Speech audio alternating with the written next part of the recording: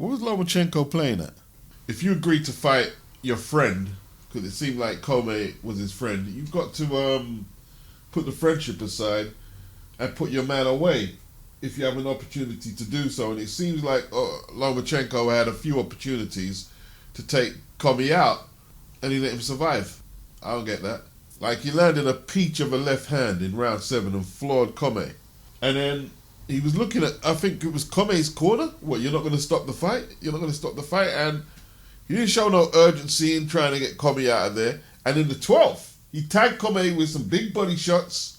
COMMEY, he was game. He landed his fair share. But, you know, it looked like Loma could have finished it because COMMEY didn't have much in the tank. Like, he popped COMMEY with that straight left in the 12th. And, you know, you could see he could have done more damage, but he backed off, and he backed off, and he backed off, and let COMMEY finish the fight. Popped COMMEY with that straight left so easily, and like, you can see he could have followed it up in the 12th, I should say.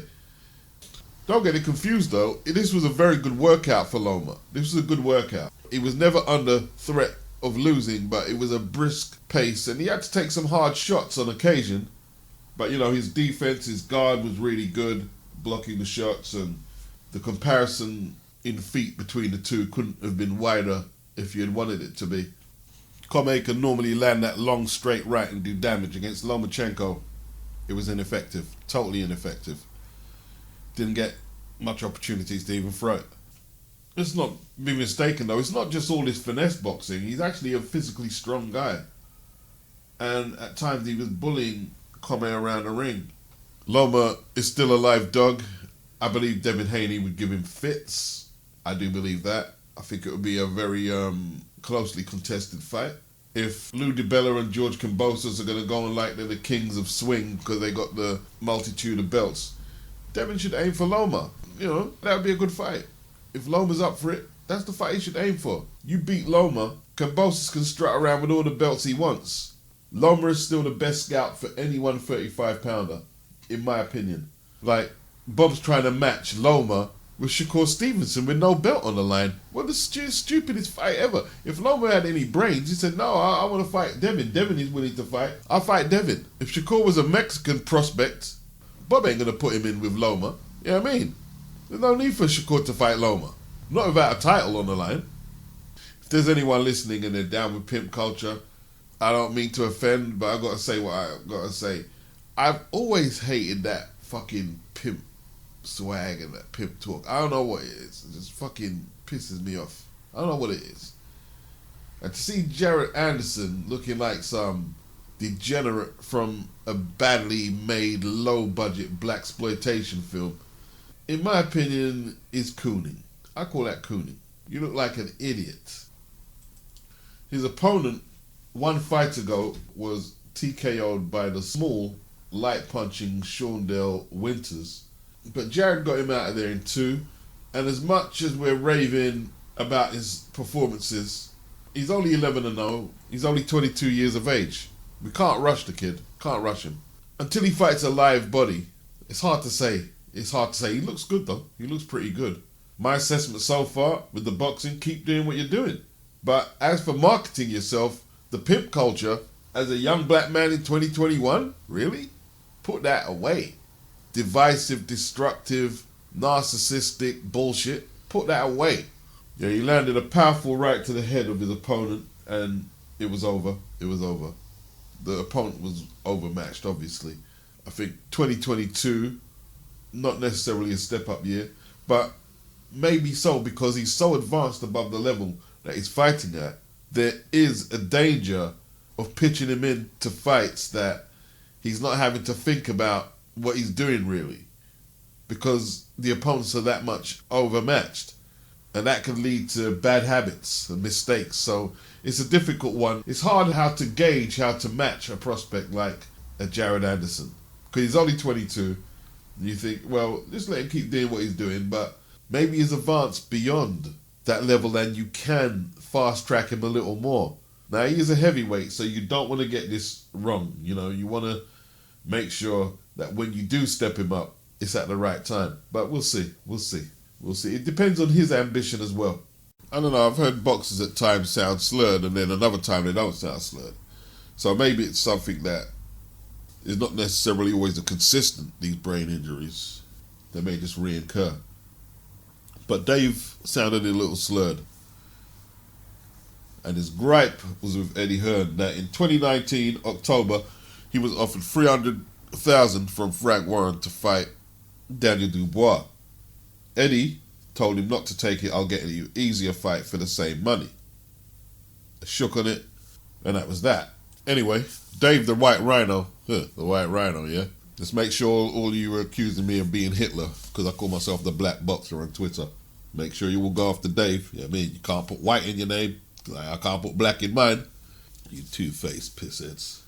So Dave went public and went on social media saying Warren offered him a horrendously low amount of money to take on Daniel. Frankie, he rebutted that and said he was upset with Dave. They were trying to keep the negotiations private, but they had already came up with a new and improved offer for Dave to fight Daniel for $300,000, which was Dave's last purse against David Price, a losing effort where he got stopped.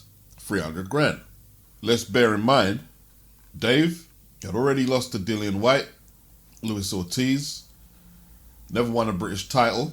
They've got it down as a split decision when he challenged for the Commonwealth title against Lenroy Thomas. But let me tell you now, he was comprehensively outboxed. I think this was on the same night that Kell Brook lost his IBF belt to Errol Spence. Got battered by Tony Yoka. He beat a faded Lucas Brown. Good win against Nick Webb before that. But he's never been British, Commonwealth, European, I don't even think Southern area title. And you're getting back-to-back purses of $300,000 and you're calling the second offer low ball? No, I think not. Now, let's not play games here. This isn't defense of Eddie Hearn. Eddie Hearn was playing politics because he was trying to neutralize Frank Warren's show. Dave Allen would have added value to whatever show Frank was putting on by pitching Dave in with Daniel Dubois for the Commonwealth title on BT. But Eddie neutralized that, playing Cold War politics. Kind of like when Frank upped up the Chris Jenkins-Conor Benn fight, which Eddie was calling for. And that could have been a good opportunity for Chris Jenkins. He ended up losing his title to the low-profiled Echo Esselman, who's a good fighter, but he didn't have no profile. The Conor Benn fight would have been way better for Chris Jenkins. At least financially. They do call it prize fighting after all. So this is what Frank and Eddie do to each other. So next, Eddie offers him the Dorian Dart fight. Very strange fight. It looked to many like it was choreographed. And there was a brief investigation by the British Boxing Board of Control. That was a 6-rounder that Eddie gave him for $15,000. So Dave's wondering, well, where's my $300,000? Eddie said he was going to get him an easier fight for turning down the Dubois fight for the same money. So 2020, pandemic. Small hall boxing closed all over the country. A lot of boxers, a lot of promoters, a lot of managers not getting no money. Dave is offered the Hughie Fury fight. He says, okay, he's mates with Hughie, so he's not too keen about that, but he said he'll take it. Eddie puts up $100,000. He says, 100? What about the $300,000? This is a harder fight than Dubois, in Dave's opinion. Eddie says, pandemic. Dave turns it down.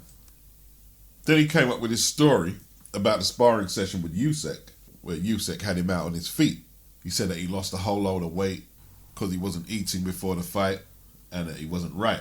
So he thought he was going to get $300,000 for fighting Christian Hammer, and it ended up being 80. He claims Christian Hammer pulled out, but the fight fell through. Then there was the Chris Lovejoy fiasco. He said that Chris pulled out. Well, Chris didn't pull out. Don King put what was basically an injunction on Chris Lovejoy because he was still signed to Don. That was a $60,000 offer. Then there was an offer to fight Simon Vallily for $10,000, and Dave certainly wasn't going to have that. And then there was another opponent offered to Dave, which was inaudible because, you know, Dave's speech is a bit moody, let's just say. And he declined that because, you know, it was a low ball according to Dave, and then he retired.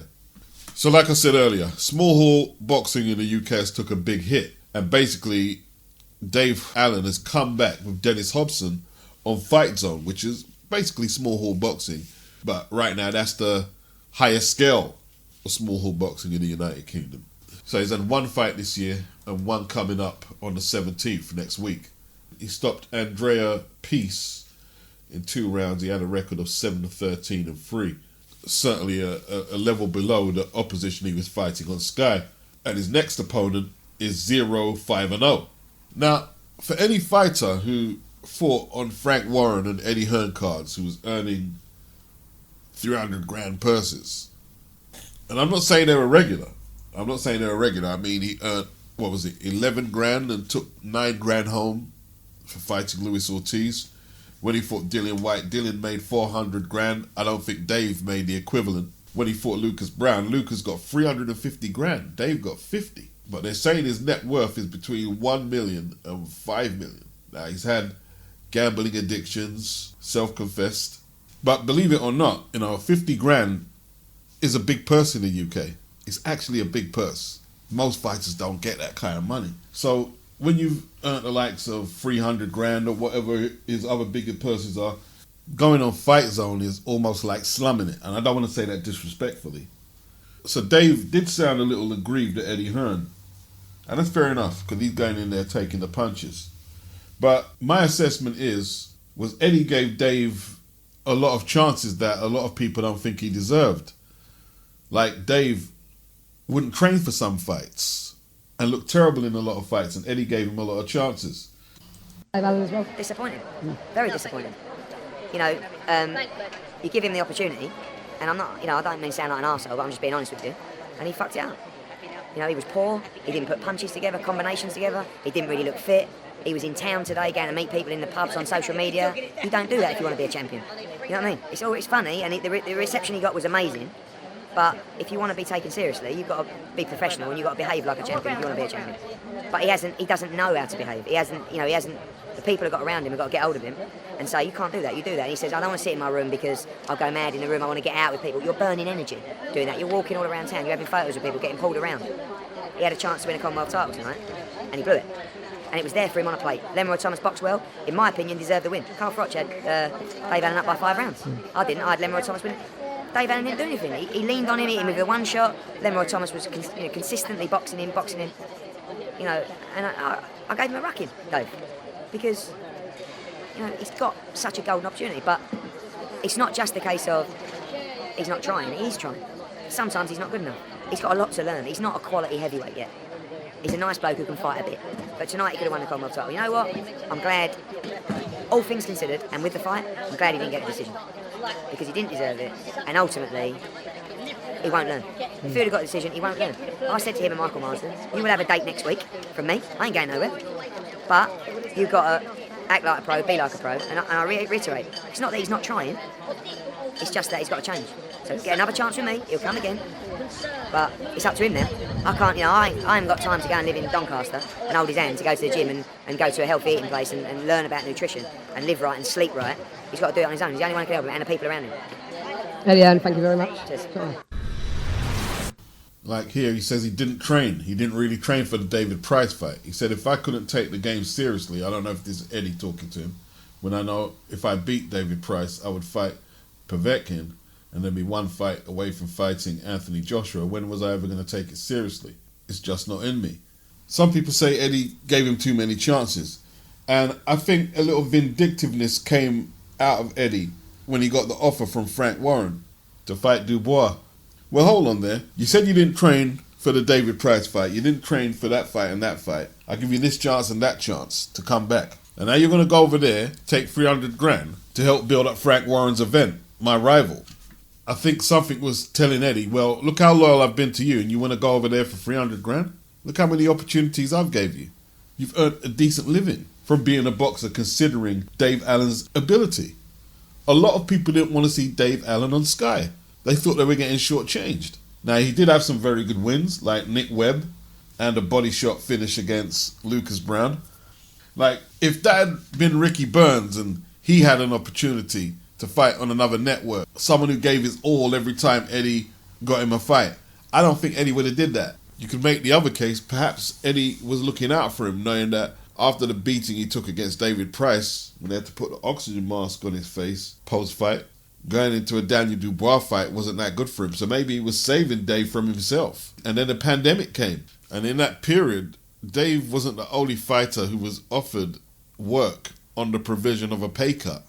Dave was looked after well at Matchroom considering he didn't win Southern, British, Commonwealth or European, didn't win at that level. There's 1,000,001 boxers with way worse horror stories than what Dave's got. So Conor Benn, he knocked out Chris Algieri. And there was a lot of talk about Adrian Broner. Isn't Adrian Broner still in jail? Is he still contracted to the PBC? See, there's some issues there.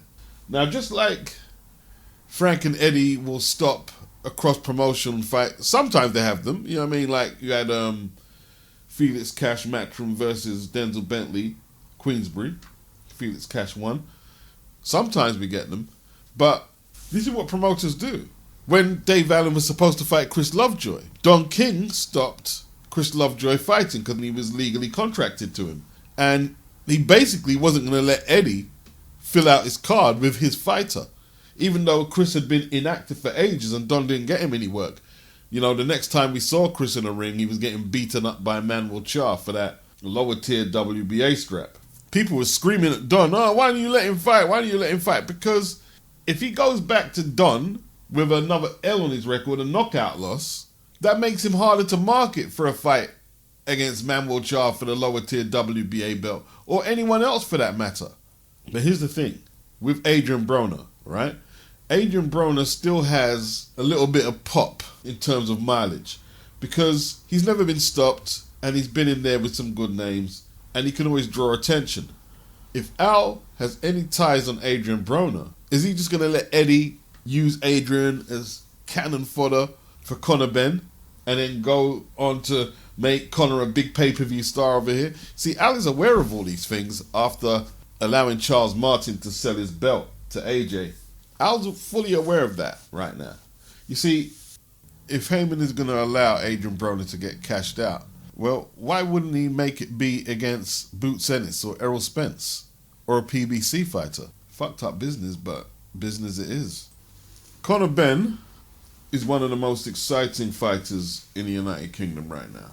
He's a promoter's dream, son of a British boxing legend, and he's a knockout puncher. Yes, he is a knockout puncher. I'm not taking that back for anybody. I'm not, oh, well, I don't know unless he goes. No, he can knock people out. He can knock people out. He hits as hard as any prospect to 147. The other skills, we'll have to see as he steps up. I don't think you can over-process a prospect. Like, you know, you've got to know every single thing about boxing before you fight for titles. Nah, that's nonsense. Yeah, he's improving his range control. So he's not stifling his work and stuff like that. Upper body movement is improving, head movement improving. And you've got to let the dude go now. He's 25 years of age. You've got to let him go. He's a hooker, but it was a cross. Was that a cross? A straight right hand that buried Algieri. Buried him. So he's learning how to feint, set up his shots. This is when he's hot. He's hot right now. He's hot now. He's hot. And what a lot of people don't get in boxing, like, okay, let's say they misjudge it slightly and he does get beat in a significant step up. Who's to say he doesn't learn from it? You don't always get crushed by a loss. He said out of his own mouth, if Eddie delivered him a world title fight, he'd take it. You're damn right you take it. Go and take it. If Terence Crawford said he wanted to fight Conor Benn, America, UK, yeah, go take it. Go take your shot. You guys, Spence, these guys are not Superman. They just got 2 hands and 2 feet like him.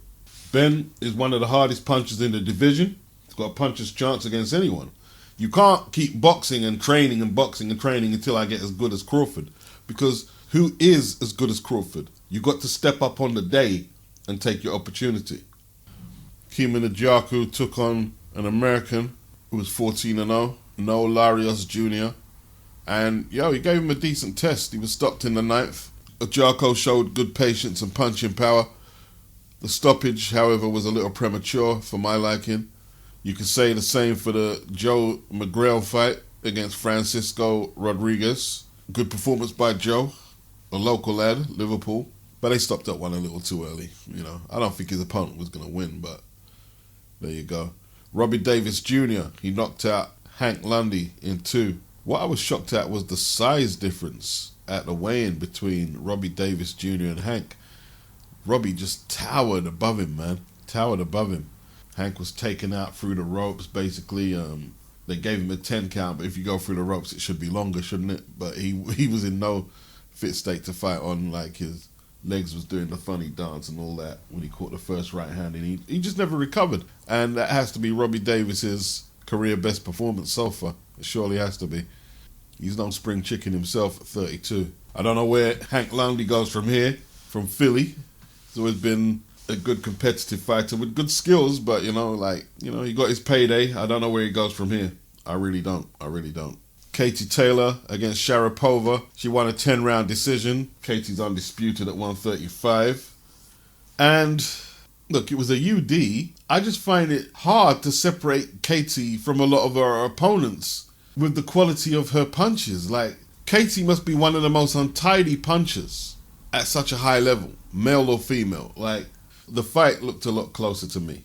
Dmitry Bivol defended his WBA 175-pound title in Russia against Umar Salamov. At times I just tuned out because I don't have the man crush on Eastern European fighters like that section of boxing fans have. What can I say? He'd done enough to win, and he was never threatened by his opponent that he was ever likely to lose. I can't really say much more than that. What is it I'm supposed to say? He's got skills? Okay, he's got skills. What opponents is he fighting? I've seen a lot of people throw shit about a lot of fighters, but this guy here, this just like one of the most undistinguished reigns I've seen from a light heavyweight champion of that ability. Because yes, he's got ability, but he doesn't push for none of the big fights, and he certainly doesn't push himself no harder than he has to win his fights. Can't say no more than that. I'd hate to have to promote Dmitry Bivol. Maybe he should stay in Russia, because they don't care what he performs like as long as he wins. Maybe he should just stay there. So what is it then? Okay, because most of you are going to say, no, it's not because Joshua is too good. You're not going to say, agree to that. So is it just the popularity that you guys hate that much? Because Tyson Fury made no attempt to appease Deontay Wilder with step-aside money to make the undisputed fight with AJ. Him, Bob Arum, or Frank Warren. But now AJ hasn't got no belts. Fury, Warren, AJ's got to take the step-aside money. It's a new story every day. While he just shut down any intention to pay Wilder step-aside money a few months back. Wasn't interested. But AJ just want him out the picture. And USYK, this guy here, like, listen. USYK took the rematch clause money. If there's a rematch clause, USYK gets compensated for it. He didn't need to take it. He was a mandatory challenger. And now he's running his mouth about, you want to fight Fury next. Okay, pay back Eddie or AJ, whoever you got to pay back whatever you took to be compensated for agreeing to the rematch clause. Pay that back with whatever interest they ask. And AJ and Eddie should also get a separate amount of step-aside money from Fury. That seems fair to me. And then go do what you're doing, man. Go do what you're doing.